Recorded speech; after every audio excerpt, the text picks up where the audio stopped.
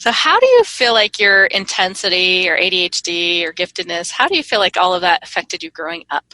It made growing up very difficult for me. Like, I think if I had been just the kid with ADHD, it may not have been as difficult for me. But because I was the gifted kid, it's difficult for people to understand when someone who they see as so smart is struggling to get good grades or do well in school or finish papers on time, because we see executive function and intelligence as synonymous, and they're not.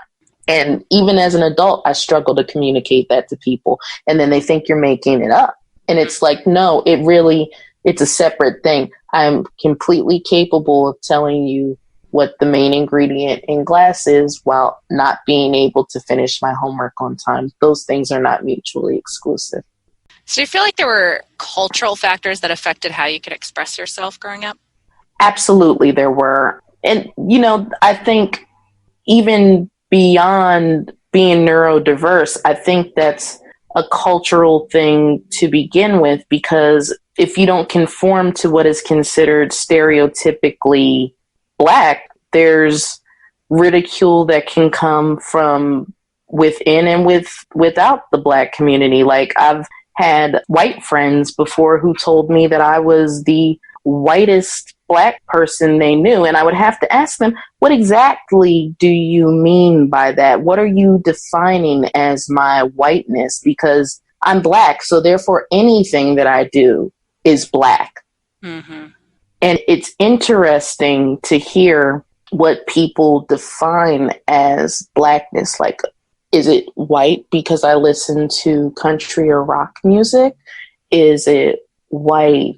Like, what is whiteness? What is Blackness? Like, the only difference physically is skin color. When we're talking about preferences, they're just preferences.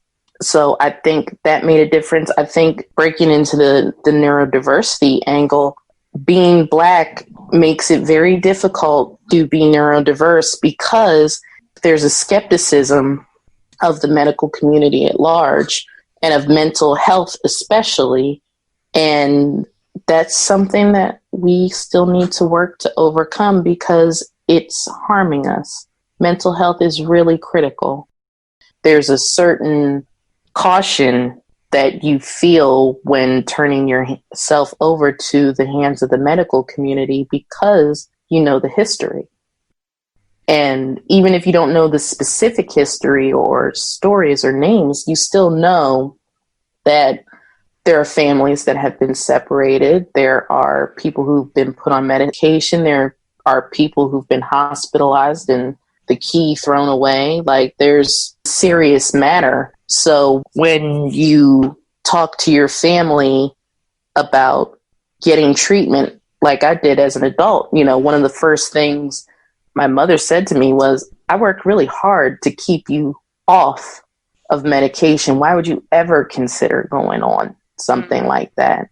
And when you're talking about mental health, it's like, are you really having a problem, or are you having a problem just because the doctor said that you're having a problem? Like, what is this? Is there natural treatments that you could do instead? Is this a spiritual problem? So it's very similar to what anybody else would go through, but you've got this other layer of racism that runs through society and through the medical community that makes it even more frightening, because you want to make sure you're getting accurate information and you're being treated fairly. But what if you're not?